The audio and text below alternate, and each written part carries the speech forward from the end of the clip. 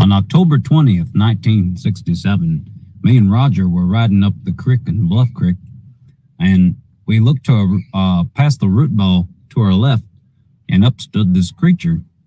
Now, you all know the story from here, but this is the confession. So, when I chased this creature up the bowling alley just after the sandbar there, she kind of put her two hands on this log and started to bend over and shake her rear end there profusely, and I saw those Bigfoot cheeks clap. And I looked back, and Roger, he was doing some relaxed dance, and he said, "Now everybody in the club getting tipsy." I'm not sure what that meant. And, well, all I thought was, they really are real. They really do exist. So that's the confession, and Russell Accord can suck my...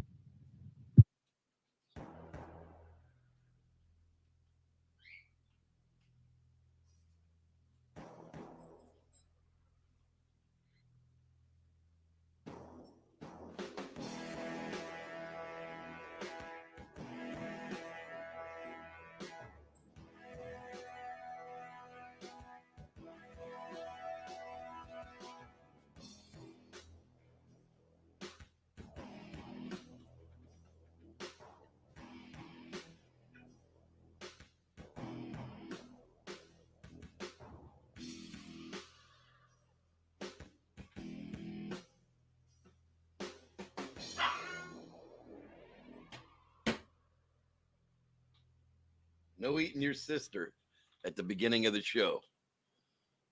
Welcome everybody to the Squatchers Lounge podcast. That's right. I am admonishing the newest addition to the Reverend Jeff Squatch and Crow. It's Miss Thrudy Lou, the doggy poo. Yes, Miss Mary, she misses Floki already, and she's twice the size that she was then, now, and will probably be half again as big by the time we get to Pie Pie at the end of September.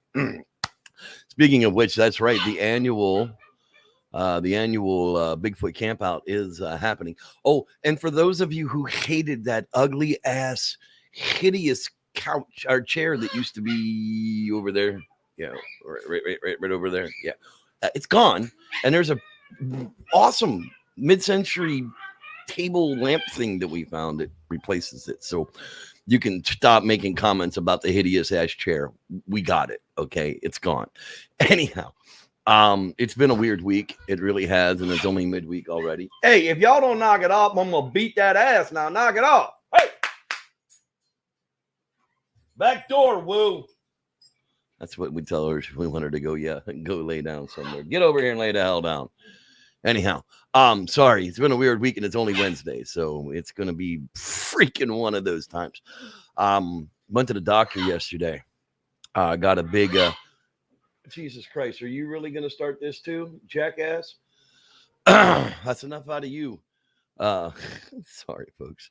I went to the doctor yesterday finally saw a gastro doctor about my friggin' liver disease, and got some actual good news. Wow. You know, a good man comes into the room and asks me how I'm feeling. I'm like blinking in the watchtower. I'm guessing I'm okay. I don't really know. We sat down and had a half-hour conversation about really where I am and where things have gone and where things could go and where things shouldn't go. So, the fact of the matter is, not going to die tomorrow, not going to die next week. He couldn't really give me an expiration date, and he says that what I'm doing is the best thing I could be doing and to keep it up.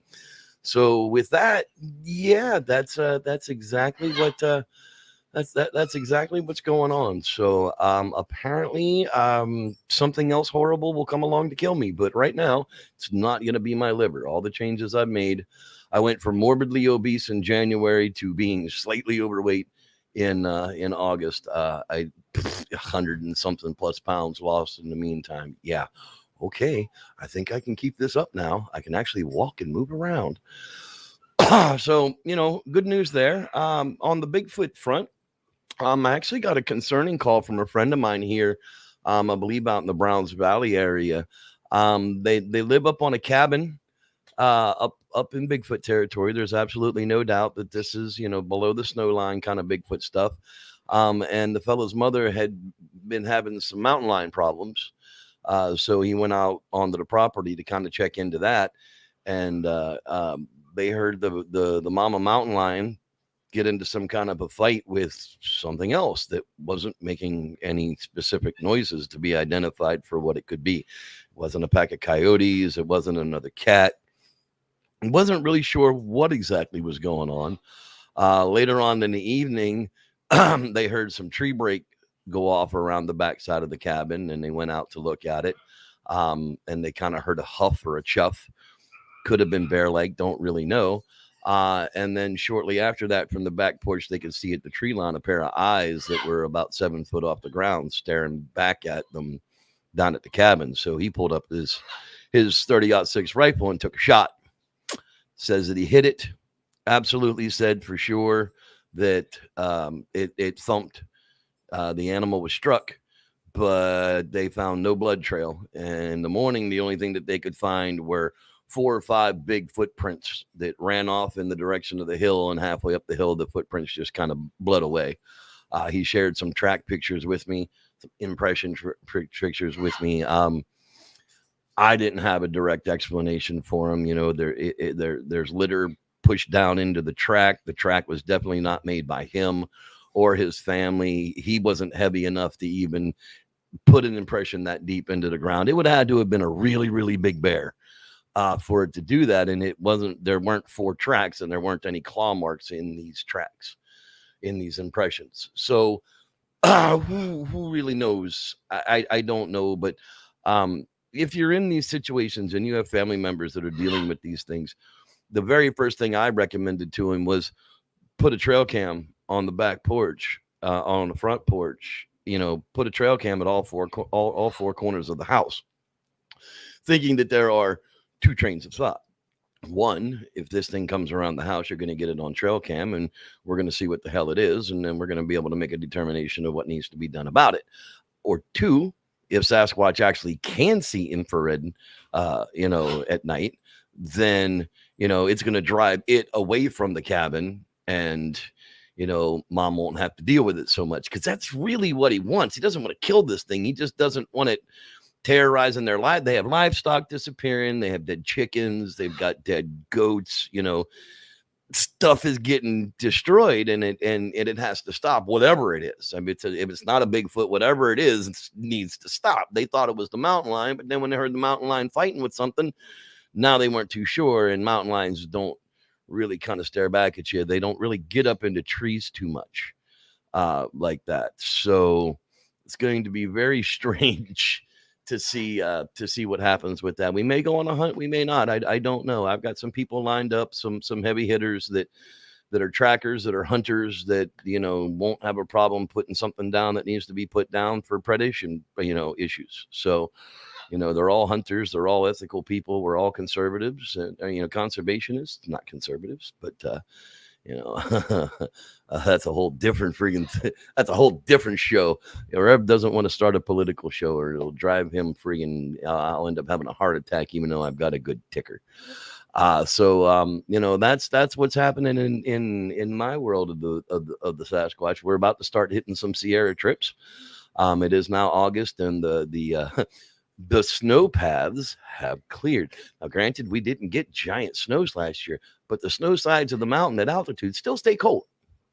So what snow was there stayed there and stayed there and stayed there some more. But now the pathways are finally cleared in. So we're going to be able to start doing some Sierra trips, and I'll see how my acclimation to elevation becomes, simply because I've never enjoyed it up there. Ever, be honest, 7,000 feet alpine, just barely in the tree line. I mean, you're almost above the tree line at that point. I don't feel good up there, but I'm hoping that was because of the disease, and I'm hoping it was because I had so much water on my organs that I felt like a chip bag blowing up. And I'm hoping now that I'm in better shape and can walk 3-4 miles at a time, that it won't affect me as much. We'll see. I got to start making some trips to find out. But Pai Pai is coming up, and Pai Pai is in the Pai Pai Valley at 4,000 feet. It is very comfortable for everybody. Anybody that might suffer from altitude problem isn't going to have a problem unless they go hiking in the hills around it. We are going down September 21st through September 25th. I can't tell you for sure. It's first come, first serve camping at that point. But we have enough spaces. The reservations at that point aren't really necessary. Even when they are all reserved up, we have found that there are still plenty of sites open to actually be able to occupy and camp in. So for now, we're definitely ready to go to Pai Pai and see what is going on down there. There have actually been a couple of sightings in and around that area this year because the fires burnt out most of the forest on either side of that strip line. So pretty much anything that wants to eat anything is running through the green zones. And, the Pai Pai Valley literally is the below the snowline green zone in that area of the Sierras. So we are for sure going to have a wonderful time collecting up some dirty gold out of the ground and panning some gold. If you have never done that, this would be a trip to come on out and do it. It's in a safe location. The campground has crappers and vault crappers and running water. The river is right there. The temps should be really nice that last week of September. Last year was a little hot in August, I will admit, but that was like 87. It still was it hot? I don't know. It wasn't Gold Beach 68 in June, that's for sure. But it's always an amazing time down there, and it's such a beautiful place. Even if you just want to come and relax for the weekend, let me know. Because really, other than getting there and your food costs, everything else is pretty much taken care of at the site. We can have like 12 people and 5 tents and an RV or something. I mean, it's absolutely insane. And if you want your own lot, well, they're $24 a night. You can get your own site and have a little bit of privacy. So that's totally up to you guys. Get a hold of me if you want to go, and I will be glad to put you in the reserve list for the spaces that we do already have. Okay, moving right along. We're going to talk about DNA tonight. I know we're already. You've been running them lips for the last 15 minutes. Ain't shit about Bigfoot DNA. Well, you're right, but I did talk about Bigfoot after the beginning of it. So, Bigfoot DNA. That's like the key to all of this, right? The idea that if a scientist can identify a strain of DNA in such a way that it can be asserted to a Sasquatch, then we would be able to quantify the existence of the species without having a specimen, which is like the most difficult thing in the scientific world to accomplish. Like, you can't really document a species on video evidence or photographic evidence or even feces evidence without actually having the evidence, the evidentiary trail from start to finish. So if we were to have mystery DNA sent in that they couldn't identify as human and they couldn't identify as chimpanzee, and it laid somewhere in between there, without the evidence trail, we have no way to prove where it came from. We just know that it's DNA that we're not sure how to classify. Now, if you were to say take a DNA gun with a scope and a video camera on that scope, and were to actually see a Bigfoot walk by, line up the scope so that the subject could be seen in the video, and pull the trigger, and the video would record the dart sticking in the butt of the Bigfoot right before it clapped. And, you continue to video through the scope because you want to see the evidence trail of what happens to that dart. Does the Bigfoot run off? Does he yank it out of his butt and throw it to the ground, which would probably be more likely the case? Or does he run off and it drops out later on? You'd have to have a number on the dart. You'd have to have you would have to show the video of the discovery of the dart after it was removed from the subject, and then you would have an evidentiary trail that would lead from start to finish of where that particular DNA sample came from. Video identification, people are going to say, I have no idea what that is. That's not it's torrent no bear.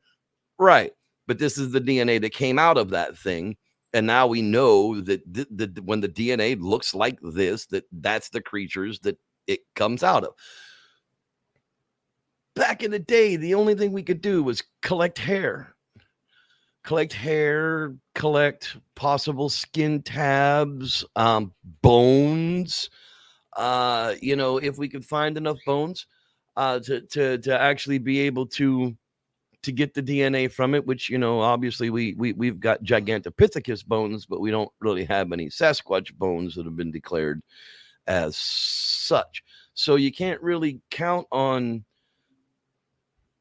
those types of things because nearly every single DNA study that's ever been done on possible Sasquatch hairs or skin or anything, including Justin Smeha's, meat steak piece, have come up to be known animals. Everything from somebody's wife's synthetic wig to wolf to bear to deer to horse to cow. When somebody comes by a cattle fence, a barbed wire fence, and finds a giant tuft of hair in the barbed wire fence, why they would naturally assume that was Sasquatch hair, I don't really know. I would naturally assume it was either cow hair or horse hair because you're on a cow ranch. Good Lord Almighty. DNA has changed quite a bit over the years.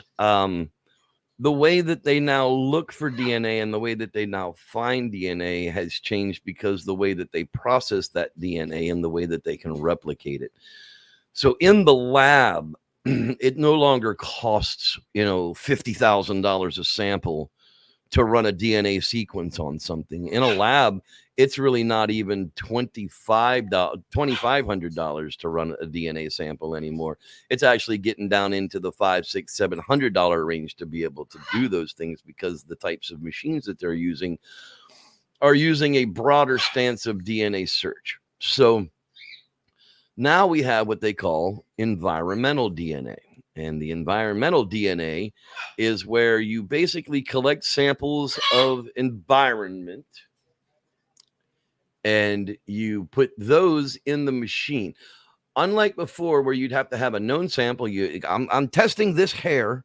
I'm going to chop it up into little pieces and I'm going to put it in this tube and I'm testing this hair and we're going to replicate this hair. We're going to replicate this hair. We're going to replicate this hair. We're going to try and get DNA out of this biological mass. Then the DNA machine would have to be told, well, we think this is horsehair. So, let's put the horse primers in here and see what it comes back against. And then they would be able to compare it. It was kind of like fingerprinting. Those fingerprint databases that you see on CSI, they don't exist. Most fingerprint matches are done by some jackass with a magnifying glass. And those are the people who testify in court. It is crap. Anyhow, I digress. That's what the old DNA styles used to be. They had to kind of have a real good idea of what they were trying to look at so that they could get something that would be similar enough for them to compare it to and say, yep, got a match. So with Bigfoot DNA, they couldn't do that. The only thing that they really had that was close to DNA was Sasquatch DNA would have been human or chimpanzee. And of course, humans and chimpanzee DNA at billions upon billions upon billions of locations along the DNA chain are identical. Can't tell the difference. Have no idea whether the left side is human or the right side is human. If you looked at them down the line, there are really only 2% in those billions of lines of code that make us different than the chimpanzee. So nearly everywhere you look upon the DNA chain, humans and chimpanzees are exactly the same. Now, thinking about that for a moment, let's have a moment with our quasi-theorist, Dean Cooper, who we pray is going to be coming back to us soon. and I will cover this parrot so he'll stop screaming at us. God bless us all, and enjoy this quasi theory. And now, quasi theories from a quasi scientist with your host, Dean Cooper. It's gone viral. Viruses are everywhere. There are 10 to the 33rd power of these teensy buggers on the planet. Just the weight of those in the ocean equals 75 million blue whales. They're in your gut tract, in dirt, in food. They're even on the fringes of space, way high up in the atmosphere. Most viruses are not pathogens. We don't even know what the hell most viruses do, other than that they exist. Chunks of viral DNA make up a good part of the chordate genome. All of us creatures with anything like a backbone are chordates. This viral DNA in us is pretty much from viruses called retroviruses. They get in a cell and hijack the DNA, sticking their little genome into the DNA of the host cell to make the host cell crank out more of the virus when the cell does its usual business. Now, retroviruses are messy little buggers when it comes to reproducing themselves.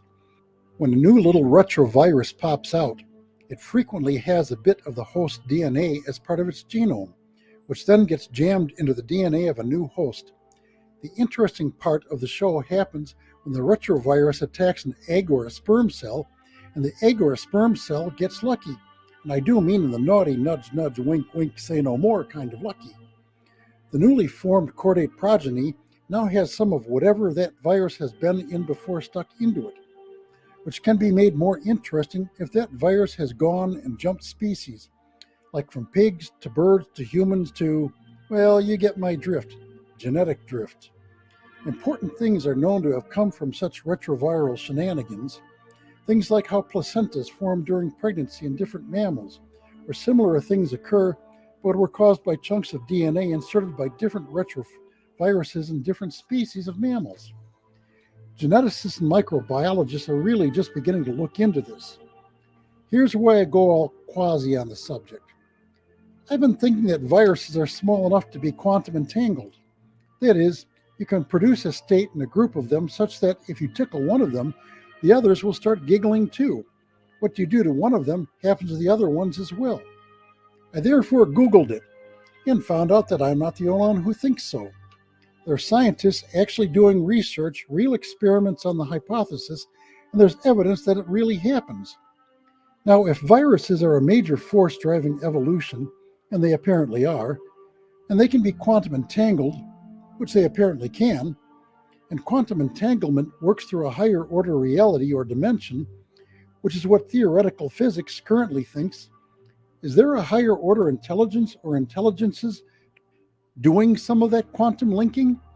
When I look at evolutionary history, I see life going from exceedingly simple organisms to more complex ones to a highly complex, highly interdependent system, which is the opposite of what the theory of entropy says should happen.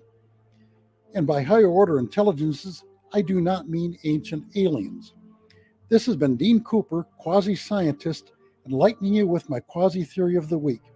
You may read the text of this on my blog at bydean.com. That's BHAIDIN.com.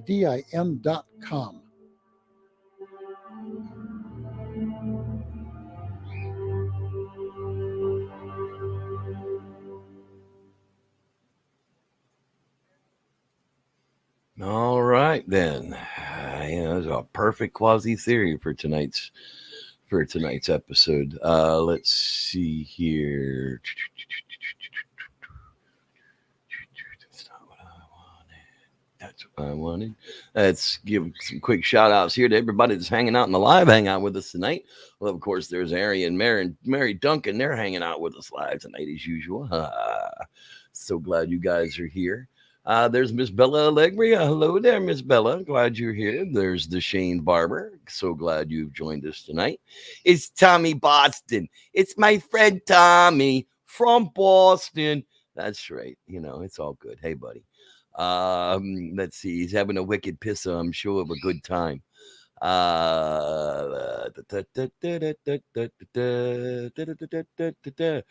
the Reverend Rod Dupre. Hello there, sir. Glad you have joined us tonight as well. And I'm sure I'm going to see more down here. It's just, wow, you guys talk a lot. There's the Karen Robb. Hello, Karen Robb. Glad you're with us tonight as well. And I know that there's a Frank G. Frank G in the house. What up, yo? Let's see here. I know. Kevin K 208. Hello. Glad you have joined us as well. The Gone Trapping is in the house. Gone Trapping. Do. Oh, you're gonna bring the horses and Charlie the blind dog. Woohoo! Hey, we all get along now, so this should be a fantastic pie trip. I won't have to beat my dog senseless with a newspaper. Let's see. Brownsville, not Browntown there, Mary. Let's see here. There's the Collier Williams. He's finally checking in, as well as Lance Windsor from the Great White North. That does not mean he's a white supremacist. I'm pretty sure he's got some native in him too. He's like me, a person of color. Killin Time. I jumped over them somehow. Don't know how. So glad that everybody is here with us live tonight. We'll see where we go from here. Yeah. All right. Matthew McConaughey and your creepy ass. You know what I like about them high school girls? I have.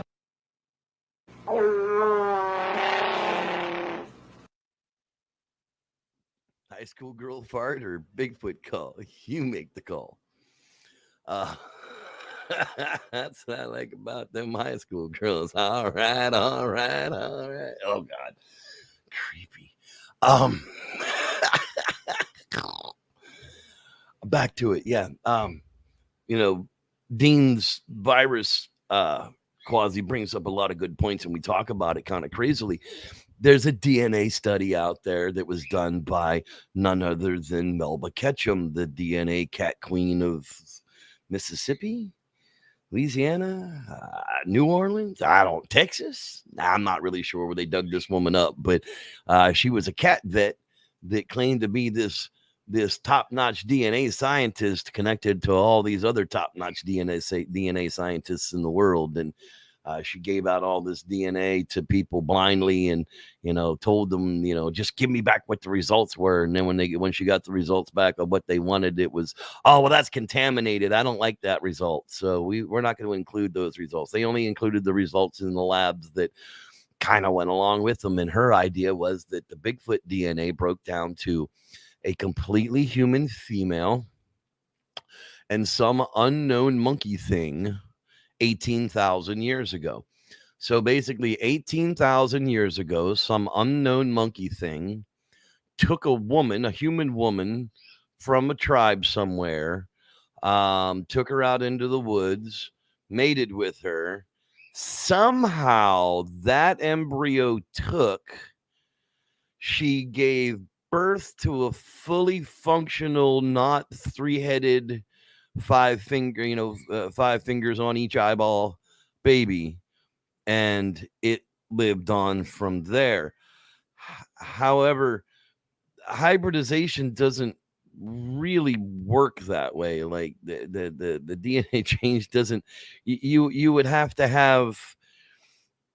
You would have to have 10,000 unknown monkey things, kidnap 10,000 tribal women, rape them, have the embryos have them deliver these half species children, and then these half species children would then have to only breed with each other to make this hybrid Bigfoot DNA work.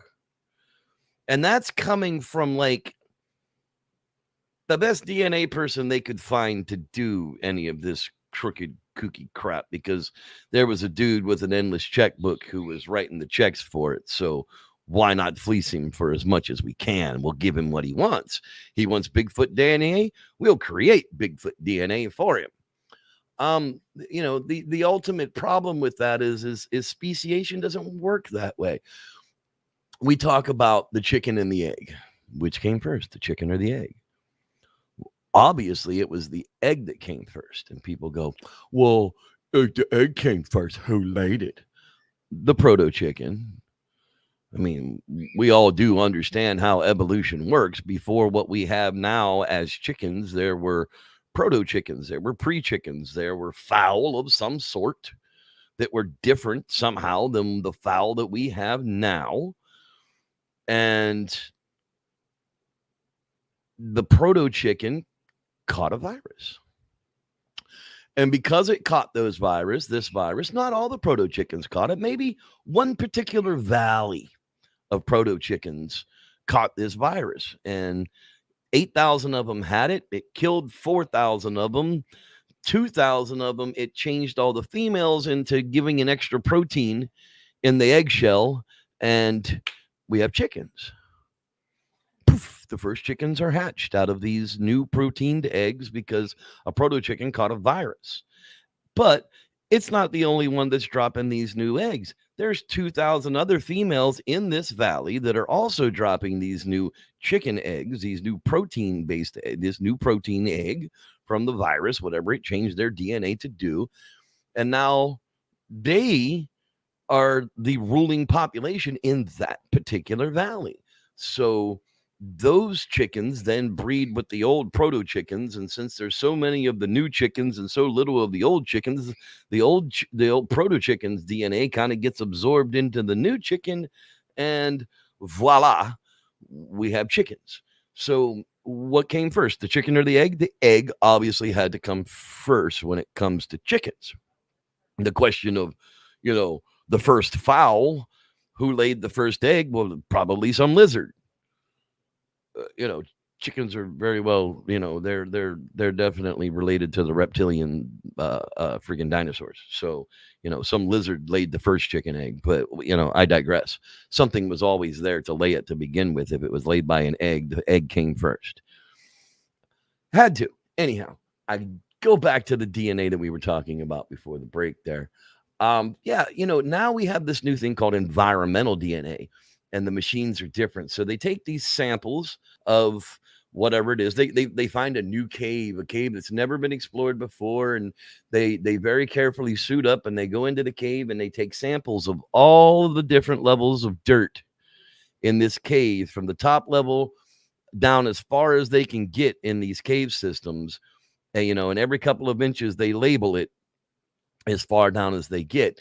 And what they're able to do is they're able to take that sample, stick it in this eDNA machine, and the eDNA machine needs no primers. It needs nothing. It has them all. It knows everything it needs to know about DNA, and it spits out a report that says, voila, here's what was in that sample. Everything that was in that sample, fish, animals, people, crackers, whatever the case may be, whatever there was DNA in that sample, the machine now can spit out a report of all of them and separate them all within itself without having to have all this complicated equipment to do so. So that's where the DNA has changed now, from the old styles of needing a hard sample to, okay, now we're going to start searching all this eDNA. We're going to have a whole bunch of DNA recordings of unknown things. Now, a lot of the human DNAs that they're finding, Neanderthal, they're finding caves of Neanderthal DNA with Erectus DNA, with Heidelbergensis DNA. The eDNA machines are an incredible leap forward. And we've already gotten a couple of times now in Bigfoot territories by people who have access to these machines. I've seen it on the television. It's been on a couple of those shows. Where they have non-human primate DNA in locations that there shouldn't be such a thing. It's too different from human for it to be human, but there is no record for the machine to be able to attach a species to that DNA. And as we just talked about earlier, with the chimpanzee DNA being, only 2% different from human DNA along the billions of lines of code, how often are you going to run into a change between humans and chimps? And like I said, if you were looking at them under an electron microscope, you wouldn't know what was what unless you went to the specific chain places to look to see if there were differences. And that's what the machine has done, is it has compared the two and said, this isn't chimp either. It's not human. It's not any primate that we kind of can pin on, but it's not human either. So error, error. It just doesn't know what to do with it. So it spits it out as unclassifiable. So now we're getting samples of unclassifiable DNA without a body type, without an evidentiary trail that leads from where the collection point to. I mean, we know where the collection point was, and a lot of it's done through water samples. But they do it through dirt samples as well. You can do it in snow. Like if you come across Sasquatch tracks in the snow now, one of them you want to take and slowly scrape all of the snow off of that track from the top to the bottom of it into a vessel and let that vessel melt and put that vessel in a sealed bag, and they can test that water and see what DNA comes out of it. It could be Bigfoot DNA. You never know. And, the same thing with dirt tracks. If you find dirt tracks that, you really, really, really, really, really, really look positive, you can scrape the dirt into those and collect that up and put it in for a sample and see what comes out of it. But in the long run, we can have all these collections of unclassifiable DNA and start to make a reasonable determination that there is a paranthropus species in the North American, in the Sierras specifically, because they've actually been found, the samples have been found there a couple of times, specifically that there's a paranthropus species that lives in the Sierras that's not human being. Can we say anything about them other than that? No. We can't say how they walk. We can't say if they walk on two legs. We can't say because we don't know. Some of us have seen them. But do we have any video or evidentiary proof that would be, hold up on a court of law? No, none of us do. And we're still working on that. I mean, if this was all a hoax in the shooting incident in the Sierras, why 12 years later are we still going back to that same location and spending weeks at a time in Sasquatch hunts? It would seem masturbatory. Oh, by the way, this show is not for children under the age of 13. I guess it's a little late for the disclaimer, but if you think your parents love you, go ask them if you can get their attention. Yeah. So with that, yeah, let's wrap it up with the DNA. I'm hoping that we don't have to shoot one to get a body, to get the DNA collected, to have a type specimen. But in all actuality, that's probably what it's going to take. It's what it took for the Billy Ape. It's what it took for the Bonoboo. I mean, we had video of the Billy Ape. We had like 13 or 18 seconds of it to know that it was a different enough species from the Bonoboo or the chimpanzee that there was something special there. But it wasn't until they found one dead that they actually collected it and got a type species for it. So I hope we don't have to kill one for it. But then, in the same token, I certainly don't want to take one alive. I don't honestly believe that we should be keeping upper primates in any kind of a zoo. I don't think gorillas belong in a zoo. I don't believe chimpanzees or orangutans, even the smaller, the lesser apes, gibbons. I don't believe they belong in zoos either. But that's just me. It's not just me; it's a lot of people. But then there's a lot of good reasons behind that thinking. They are our cousins, and we've all seen Planet of the Apes, so our time is coming. But I definitely wouldn't want to take a Sasquatch live because how do you care for it? Where do you put it? Who has the facility to take care of something like that would keep it from just busting the hell out? I don't know. I don't know of any facility on the planet that would be able to courteously host a Sasquatch in enough of an environment to make it feel as though it wasn't being trapped or kept as a pet. And that would be, I think, for an upper paranthropus species like that, might be quite enraging, because the paranthropus have never been known to be smart. Big, robust, hairy, thick-boned, upright walking, front-hipped, yes. Smart, not so much. So, kind of keep that in mind. And for sure, we'll be back next week with another discussion on the Sasquatch. That's right. Next week is the 11th. That's right. So we'll talk about something else next week. For now, let's wrap it up with a Bigfoot Campfire Story. This is a fan favorite. So good night, everybody. Thank you for being here. Thanks for being in support of me, and may the Squatch be with you. Until next time. Welcome to another episode of Real Bigfoot Encounters with Reverend Jeff. This week's story is the epic tale of Fox the Sasquatch. Some time ago, a lady living near the Great Smoky Mountains in Tennessee grabbed some attention with the story of growing up on a farm with a family of Bigfoot nearby. Janice, we'll call her for now. And at one point, even the TV shows came knocking at her door, and this is where I first heard the tales of Fox. Janice had been visited all of her life by Fox and his family from the time that she was a little girl. When Fox himself was a baby, Janice's father saved Fox from death, and the relationship began.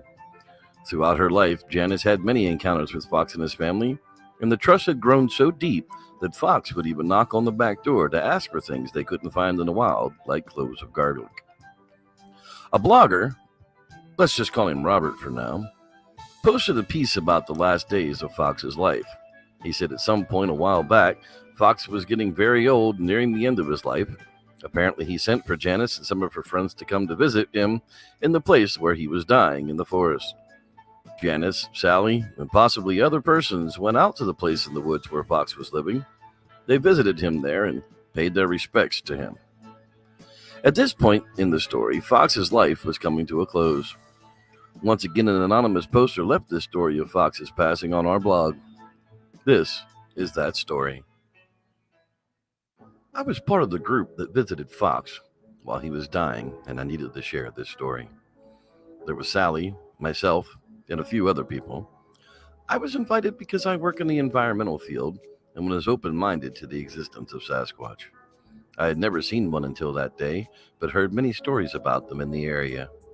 The goal of my being included was part of a larger goal. That goal was to give credible persons in the field to believe in these creatures. I rode to the area with Sally and John. John is a biologist and a professor from Canada, and Sally later told me that he is regarded as one of the top researchers in the field. I did not speak with the others as we needed to be quiet when entering the area, and we had driven there in a couple of vehicles. We hiked into the area and saw a large hole. I was later told that this was the hole where Fox was to be buried upon his passing. This was located at the base of a rocky ledge. There were 3 or 4 trees by the ledge, and it was in an area that would not wash away over the course of time from rain. The creatures buried their dead, and John began shaking when he saw the hole. He later said this was because he finally saw proof of what many people have believed for years. We walked past this area and saw a number of Sasquatch. A male and a female were on either side of Fox, with juveniles peeking from behind the trees. I then saw Fox had extremely swollen feet. They looked as almost though as he was stricken with gout. His feet were bleeding as he lay on the ground. We had to wait for him to make a sound, and then we approached him slowly. We each had to bring a gift or offering for Fox. We stopped by the local store on our way to the area to buy some things he had come to like over the years. We each carried one item and laid it next to him upon entering the area. They included a bag of chewing gum, peanut butter, and some type of shortbread. The bag of tobacco was opened, and Fox put the pouch's entire contents in his mouth. He never bothered to spit, and then ate the peanut butter while still having the tobacco in his mouth. Fox spoke in a weird dialect with the occasional word of English. Upon viewing Fox, John became very emotional and began to cry. He had a difficult time maintaining his composure, and tears were rolling down his cheeks. It was exciting and also frightening. I admit I was shaking the entire time as I didn't want to do anything that may anger them. I did notice that the male Sasquatch are very dominant over the females. The male Sasquatch struck the female when she got too close to the gifts we brought for Fox and said, "Chatak! Chatak!" and became very angry.